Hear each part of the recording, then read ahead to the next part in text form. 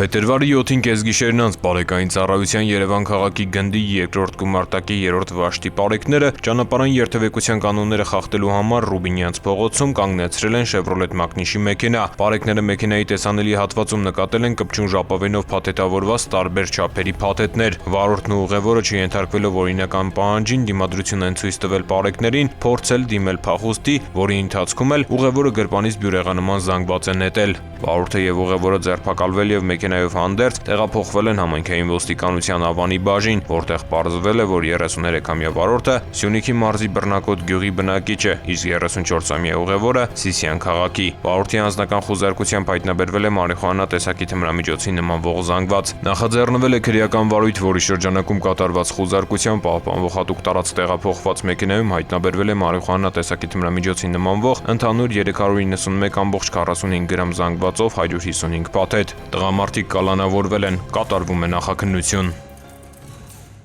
Ծանուցում հանցագործության համար մեղադրվողը համարվում է անմեղ, քանի դեռ նրա մեղավորությունն ապացուցված չէ քրեական դատավարության օրենսգրքով սահմանված կարգով, դատարանի օրինական ուժի մեջ մտած դատավճռով։